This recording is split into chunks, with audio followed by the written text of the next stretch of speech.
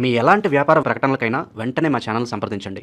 అందరికి నమస్కారం, నేను శిరీష. ప్రస్తుతం మనతో పాటు ఉన్నారు ప్రముఖ తంత్ర జ్యోతిష్యులు, జ్యోతిష్య రత్న, జ్యోతిష్య సామ్రాట్ చింతా విక్మందర్రావు గారు. గురుగారితో మాట్లాడుతాం. నమస్కారం గురుగారు. మాతృదేవోభవ, పితృదేవోభవ, ఆచార్య దేవోభవ. ఓం నమో మాందేశ్వరాయ నమః. అందరూ బాగుండాలి, అందరికీ మంచి జరగాలి. తులారాశి వారికి ఈ ఏప్రిల్ మాసంలో ఎలా ఉంటుందంటారు? నవగ్రహాల ప్రభావం ఎలా ఉంటుంది? అలాగే ఆర్థిక పరంగా, ఆరోగ్య పరంగా ఎలాంటి జాగ్రత్తలు తీసుకోవచ్చు అంటారు? ఈ 2026 సంవత్సరం ఏప్రిల్ మాసం తులారాశి వాళ్లకు ఎలా ఉందో తెలుసుకునే ముందు గ్రహస్థితి ఎలా ఉందో చూద్దాము. ఈ రాశికి 5వ ఇంట రాహు, 6వ ఇంట్లో రవి, శని, కుజ, బుధులు, 7వ ఇంట్లో శుక్రుడు, 9వ ఇంట్లో గురువు, 11వ ఇంట్లో కేతు. ఓవరాల్గా తీసుకుంటే కాలసర్ప దోషం ఉంది అన్ని రాశులకు ఉన్నట్లే, కానీ మాత్రం గ్రహాలన్నీ ఏ గ్రహం ఎక్కడో అక్కడ ఉంది, ఎక్కడ ఉండాలో అక్కడ ఉంది. లక్ అని చెప్పచ్చు. అంటే తులారాశికి రాహు విశేష రాజయోగకారకుడు. ఎందుకు అంటే తులారాశిలో స్వాతి నక్షత్రం ఉంది, నడి నక్షత్రం అంటారు, అంటే మధ్యలో ఉంది 4 పాదాలతో. స్వాతి నక్షత్రం అంటే తెలియని వాళ్ళరు, ముత్యాలు తయారయ్యేది అక్కడే, నరసింహస్వామి పుట్టింది అక్కడే, ఆ నక్షత్రంలో వాయుదేవుడు నక్షత్రం, చాలా గొప్ప నక్షత్రం. దానికి అధిపతి రాహు 5వ ఇంట్లో ఉన్నాడు, అంటే కోణంలో ఉన్నాడు, మూల త్రికోణంలో ఉన్నాడు, అంటే అదృష్టం అని అర్థం, తెలియనటువంటి అదృష్టం ఉందని అర్థం. రాహు అంటే ఒక మాయ, అందుకే తెలియని అదృష్టం అని చెప్పాను. ఇక 6వ ఇంట్లో శనేశ్వరుడు ఉన్నాడు. ఈ రాశికి, ఈ రాశిలో ఉచ్చస్థితి పొందే గ్రహం 6వ ఇంట్లో ఉంది. శని 6వ ఇంట్లో దిగ్బలాన్ని పొందుతాడు. 6వ ఇంట్లో శని అంటే గత 30 సంవత్సరాలకు ముందు శనేశ్వరుడు బ్రహ్మాండమైనటువంటి రాజయోగులకు ఇచ్చుంటాడు. ఇప్పటి నుంచి వెనక్కి వెళ్తే అంటే ఒక 40-50 సంవత్సరాలు ఉండే వాళ్ళకైతే తెలుస్తుంది ఆ విషయం. ఈయన 18 సంవత్సరాల ముందు రాహు ఈ కుంభంలో ఉన్నప్పుడు, 5లోకి వచ్చినప్పుడు బ్రహ్మాండమైన యోగాన్ని ఇచ్చుంటాడు. అంటే ఈ దీర్ఘకాల సంచార గ్రహాలు 18 సంవత్సరాల తర్వాత రాహు అక్కడికి వచ్చాడు, 30 సంవత్సరాల తర్వాత శని అక్కడికి వచ్చాడు. విశేషమైన లైఫ్లో మొత్తం ఏం కావాలంత ఇచ్చేటువంటి సందర్భం ఇది. అదేవిధంగా రాశ్యాధిపతి రాశిని చూస్తున్నాడు శుక్రుడు డైరెక్ట్గా, రాశ్యాధిపతి డైరెక్ట్ రాశిని చూస్తున్నాడు. అప్పుడు మనకి ఇంకేం కావాలి అసలు? ఇప్పుడు మనకు సహాయం చేసేవాడు మనకు అందుబాటులో ఉంటే ఎట్టుంటుంది? శ్రమే ఉండదు, ఏం కావాలో దగ్గరికి వస్తుంది. ఈ రాశికి గోచార రీత్యా గురువు 9వ ఇంట్లో ఉన్నాడు కాబట్టి గురుబలం ముందు రాశిని చూస్తాడు, శుక్రుడు చూస్తాడు, గురువు చూస్తాడు. రాహు 5వ ఇంట్లో ఉన్నాడు, కేతు లాభంలో ఉన్నాడు. కేతు అంటే ఏది తల్లలేని గ్రహం కదా, అది కూడా లాభంలోనే ఉంది. అంటే ఏ గ్రహాలు ఎక్కడో అక్కడ ఉన్నాయి. రవి 6వ ఇంట్లో బలవంతుడే, కుజుడు 6వ ఇంట్లో బలవంతుడే, భాగ్యాధిపతి 6వ ఇంట్లో ఉన్నాడు. 6వ ఇంట్లో ఎక్కడ ఉన్నాడు? ఎవరితో ఉన్నాడు? భాగ్యాధిపతి, పంచమాధిపతి ఇద్దరు కలిసి 6వ ఇంట్లో ఉన్నారు. అంటే ఇక్కడ అన్ని విధాల బాగున్న ఏకైక రాశి తులారాశి.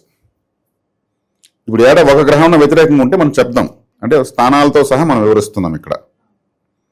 అంటే 6వ ఇంట్లో పాపగ్రహాల బలం ఎక్కువ. రాహువు ఈ రాశికి అధిపతి కాబట్టి పంచమంలో మూల త్రికోణంలో వచ్చాడు, అది మంచిది. లాభంలో కేతు, 9లో రాహు గురువు. ఇక్కడ వీళ్ళు సంపూర్ణంగా ఉంది ఈ మాసం అని చెప్పచ్చు, ఇలా అదృష్టం అని చెప్పచ్చు. ఇప్పుడు బాగుండే గ్రహస్థితిని పట్టుకుని మనం జాగ్రత్తలు చెప్పి, దోషాలు చెప్పి, మనకేదో యూట్యూబ్లో అవకాశం ఇచ్చారు కదనేసి చెప్పకూడదు. ఏదంటే అనవసరం సబ్జెక్ట్ వామిటింగ్ ఎత్తకూడదు. ఉన్న విషయం చెప్తున్నాం. ఈ గ్రహాలు మళ్ళీ మారుతాయి, మారినప్పుడు కొన్ని గ్రహాలు బాగుంటాయి, కొన్ని గ్రహాలు బాగుండవు. దాన్ని బట్టి బాగలేని కానీ పరిహారం చెప్తాం, బాగుండేదని ఎంకరేజ్ చేస్తాం. ఇప్పుడు తులారాశి వాళ్ళకి అన్ని విధాలా బాగుంది. చక్కటి జీవిత భాగస్వామి, పెళ్లి కావాలనుకుని ఇప్పుడు ట్రై చేస్తే మంచి పెళ్లి అవుతుంది, మంచి భార్య వస్తుంది, భార్య వచ్చిన కూడా కలిసి వస్తుంది. లేదా ఆడవాళ్ళకైతే మంచి భర్త వస్తాడు. అందున ఇప్పుడు ప్రయత్నిస్తే వాళ్ళకి నచ్చినటువంటి జీవిత భాగస్వామి. అందం వేరు, నచ్చడం వేరు. అంటే కొంతమంది అనుకుంటారు అంత బాగుంది అమ్మాయి, ఈ అబ్బాయికి ఎందుకు నచ్చలేదు అనుకుంటారు. అతను నచ్చలేదు అంతే. లేదు అతను నచ్చిన అమ్మాయి అతను అందంగా ఉన్న అమ్మాయి కన్నా బాగుండదు, కానీ ఇతరులకు నచ్చుతుంది. అది ఫేట్ అంటారు, మ్యారేజ్ చేస్తారు మేడ్ ఇన్ హెవెన్ కాబట్టి. ఇక్కడ నచ్చిన జీవిత భాగస్వామి వస్తుందని చెప్పచ్చు. గురుగారు, మరి కొత్తగా ఉద్యోగ అవకాశాలు వస్తాయంటారా ఈ మాసంలో వీరికి? అన్ని అవకాశాలు వస్తాయండి, వీళ్ళకి రాని అవకాశాలు ఏం లేవు. వీళ్ళు ప్రయత్నించుకోకుండా వీళ్ళు వచ్చిన దుర్వినియోగం చేసుకో, అది వీళ్ళ స్వయంకృత అపరాధం తప్పితే వీళ్ళకి అన్ని అవకాశాలు బాగున్నాయి. చక్కగా 9లో గురువు ఉన్నాడు, దైవబలం ఉంది, వీళ్ళకి ప్రమోషన్స్ బాగుంటాయి. ప్లస్ ప్రపంచంలో ఎన్ని ఒడిదుడుకులున్నా వీళ్ళు మాత్రం ప్రశాంతంగా ఉంటారు, అన్నిటిని ఎంజాయ్ చేస్తుంటారు. గ్రహాలన్నీ బాగున్నాయి కదా, మరి పెట్టుబడులు పెట్టచ్చు అంటారా? బ్రహ్మాండంగా పెట్టుకోవచ్చు. తులారాశి అంటే వ్యాపారము, పెట్టుబడి. మరి దాంపత్య జీవితం ఎలా ఉంటుందంటారు గురుగారు? దాంపత్య జీవితము బ్రహ్మాండంగా ఉంది. అదే చెప్పాను, నచ్చిన జీవిత భాగస్వామి వస్తుంది. జీవిత భాగస్వామి వచ్చిన వరకు బాగుంటుంది. మంచి వీళ్ళు వివాహం జరిగిన వాళ్ళు కూడా చాలా బాగుంటుంది. నూతనోత్సాహంతో ముందుకు వెళ్తారు, ఇబ్బంది ఏం లేదు. వివాహ విషయం బాగుంది, సంతాన విషయం బాగుంది, విద్యా విషయాలు బాగున్నాయి. ఇప్పుడు పరీక్షల మాసం మార్చి అంటే ఈ పరీక్షల్లో కూడా బాగా చురుగ్గా పాల్గొంటారు, బాగా రాస్తారు. వీళ్ళు చదువుకున్న క్వశ్చన్లు ఎక్కువ వస్తాయి, అడిషనల్ పేపర్స్ తీసుకుని మరీ రాస్తారు. చాలా బాగుంటుంది.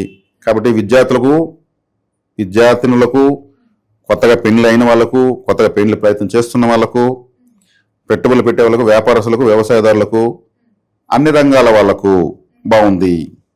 ఏదైనా వీళ్ళు బంగారు ఆభరణాల పాడు లాంటివి కొనడము, లేదా అటువంటి షేర్స్లో పెట్టుబడులు పెట్టడము, ఇట్లా పలు రకాల మల్టీ టాస్క్లని కూడా వీళ్ళు బాగున్నాయి. మరి ఆరోగ్యపరంగా ఎలా ఉంటుందంటారు? ఎలాంటి జాగ్రత్తలు తీసుకోవచ్చు అంటారు? ఆరోగ్యం అన్నారు కాబట్టి చెప్తున్నాను. ఇప్పుడు ఒక వ్యక్తి దగ్గర 1 లక్ష రూపాయలు ఉంటుంది, హ్యాపీగా ఉంటాడు. నా దగ్గర 1 లక్ష రూపాయలు ధైర్యంగా ఉంటాడు. అతనికి లో బీపీ ఉంటుందా? 1 లక్ష రూపాయలు జోబు చేతులు లో బీపీ ఉంటుందా? ఉండదు. టక్కున ఎవరైనా వచ్చి దొంగలించుకు వెళ్ళిపోతాడు. హై బీపీ స్టార్ట్ అవుతుంది, బీపీ అప్ అండ్ డౌన్ అయిపోతుంది.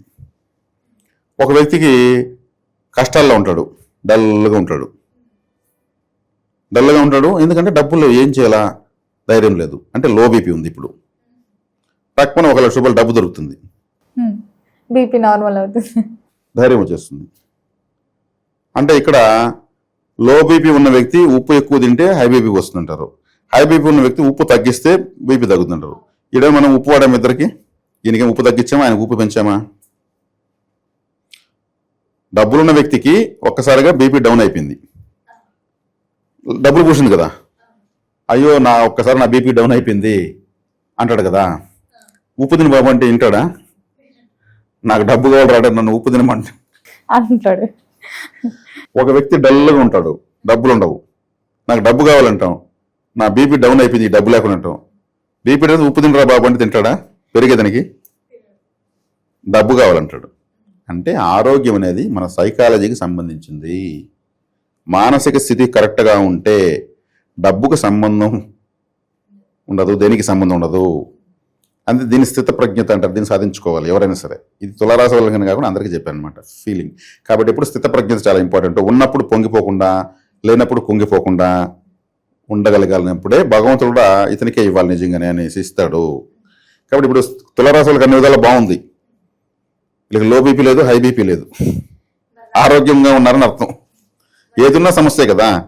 వీళ్ళకి సంపూర్ణ ఆరోగ్యం ఉంది. 6వ ఇంట్లో గ్రహాలు రాసే మన భాగ్యాధిపతి 6వ ఇంట్లో ఉన్నాడు, శనేశ్వరుడు 6వ ఇంట్లో ఉన్నాడు, లాభాధిపతి బాధకాధిపతి కూడా 6వ ఇంట్లో ఉన్నాడు, కుజుడు 6వ ఇంట్లో ఆరోగ్యం సమస్య, కుజుడు 6వ ఇంట్లో ఉన్నాడు. వీళ్ళకి ఆరోగ్య సమస్యలు అనుకుంటే వీళ్ళకి ఉండవు. కాకపోతే మనకు మన మానసిక స్థితి ఎంత బలహీనంగా ఉంటుందని చెప్పాను అనమాట.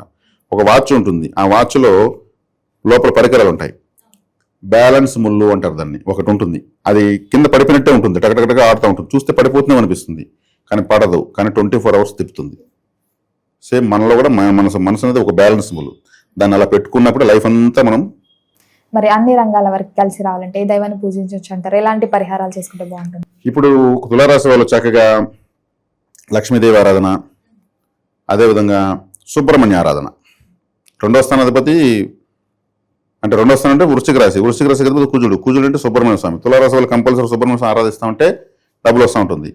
రాశి అధిపతి శుక్రుడు, వ్యయాధిపతి బుధుడు. కాబట్టి సుబ్రహ్మణ్య ఆరాధన, లక్ష్మీదేవి ఆరాధన, మహావిష్ణు ఆలయానికి వెళ్తూ ఉంటే వీళ్ళకు సంపత్కరంగా ఉంటుంది. ఇప్పుడు అన్ని గ్రహాలు బాగున్నాయి, ఇప్పుడు ఈ ఆరాధన ఇంకా బాగుంటుంది. గురుగారు, మొత్తం మీద ఈ మాసంలో తులారాశి వారికి ఎలా ఉండబోతుంది, ఎలాంటి జాగ్రత్తలు తీసుకోవాలి తెలియజేసినందుకు ధన్యవాదాలు. ధన్యవాదాలు.